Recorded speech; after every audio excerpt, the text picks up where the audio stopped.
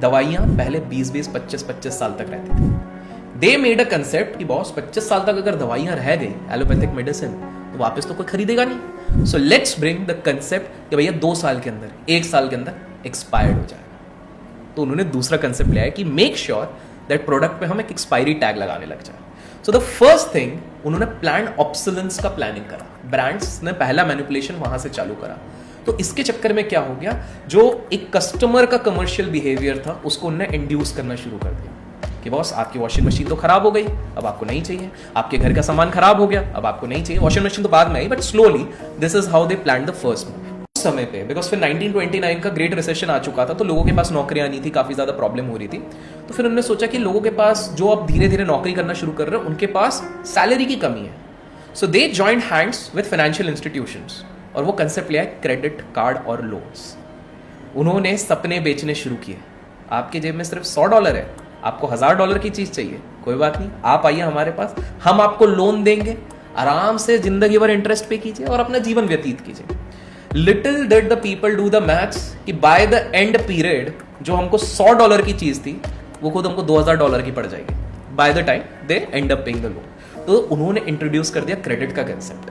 And आज आप देखिए इंडिया जैसा देश, वहां पर क्रेडिट कार्ड की सेल्स कितनी ज्यादा बढ़ गई।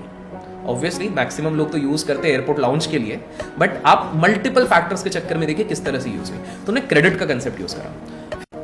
आज भी विदेश में एक बल्ब जलता है जो 102 साल से जले जा रहा है। 102 साल से बल्ब चल रहा है। हम लोग अपने घरों के और ऑफिस के बल्ब हर 3 साल में रिप्लेस कर रहे हैं, चेंज कर रहे हैं। एलईडी तक को हमको रिप्लेस करना पड़ रहा है, 103 साल से चल रहा है। सो व्हाट हैपेंड इज कि इन लोगों ने बोला कि यार from an industrial perspective, businessman perspective, अगर हम एक प्रोडक्ट बनाते हैं जो बहुत हाईली ड्यूरेबल है, कस्टमर के लिए तो बहुत बढ़िया हो गया, लेकिन हमारे लिए तो घाटा है।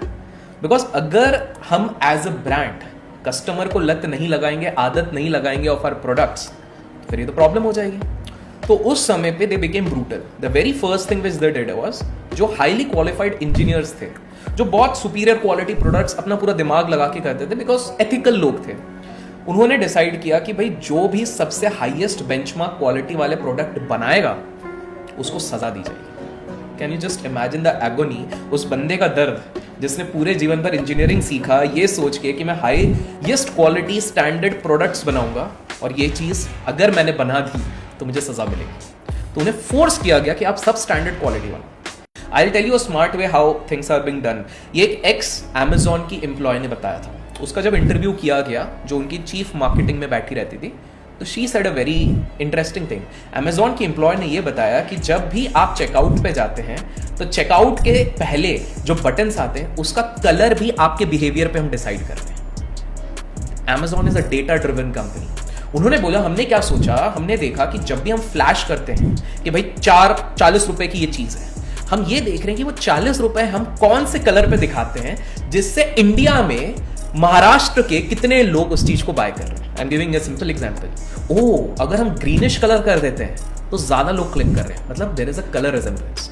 तो अमेजॉन ने बोला कि भैया कोई अगर प्रोडक्ट वहां तक पहुंच रहा, ले नहीं रहा, उसको ग्रीन कलर फ्लैश करके देखो। अब इतनी माइन्यूट सी चीज कोई नोटिस नहीं करता। देन उन्होंने बिहेवियरल पैटर्न्स को स्टडी करना शुरू कर दिया। उन्होंने बोला कि अगर कोई व्यक्ति मेरी वेबसाइट पे ई कॉमर्स, आपके ऑडियंस से मैं एक चीज पूछता हूं, देखना कमेंट्स में ये चीज बताएंगे कि कितने बार ऐसा होता है कि हम कोई एक प्रोडक्ट लेने जा रहे हैं ई कॉमर्स पे, हमको साथ में वो कुछ और भी दिखाता है, पीपल बॉट दिस टुगेदर, आपने देखा होगा, correct?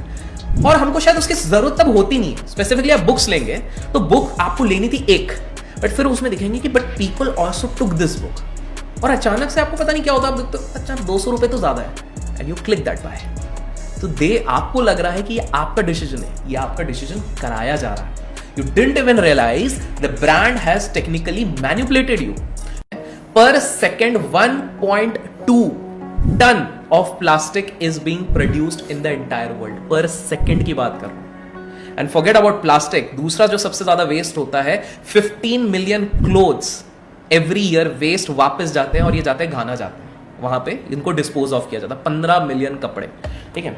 So again coming back to the point, तो इस सॉफ्ट ड्रिंक वाली कंपनी ने बोला कि यार ये जो सॉफ्ट ड्रिंक है हमारा तो सेल्स डाउन होगा।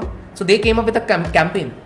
उन्होंने पीछे लगा दिया बहुत सारे पेड़ पौधों वाला अपने कैंपेन के टाइम पे कि we are environmental friendly campaign, तो अगले बार प्लास्टिक फेंको मत, हमें दे दो, हम रिसाइकिल करेंगे। सो लोगों ने भी सोचा, मैनिपुलेट वापस किया गया। यार अगर प्लास्टिक को, क्योंकि साइंस में इतना पढ़ा है कि प्लास्टिक को डिग्रेड होने में कुछ 10,000 साल 15,000 साल लग जाते हैं, तो ये तो हमारे काम की चीज हो जाएंगी. People started buying. The sad fact is कि हमारी पूरी दुनिया में ये जितनी कंपनियां बोल रही हैं कि हम लोग प्लास्टिक को रिसाइकल करेंगे, टोटल प्लास्टिक जो प्रोड्यूस होता है उसका केवल 10% रिसाइकल होता है. Only 10%. Where is others going? ये सब जाते हैं, आपने देखा होगा समुद्र की लाइफ खराब हो रही है, पानी में फेंके जा रहे हैं, डिकम्पोज होते नहीं है, सालों साल चलते हैं. Then we are now talking about micro plastic जो हमारी बॉडी के अंदर जा रहे हैं, वो एडिशनल हार्म कर रहे हैं.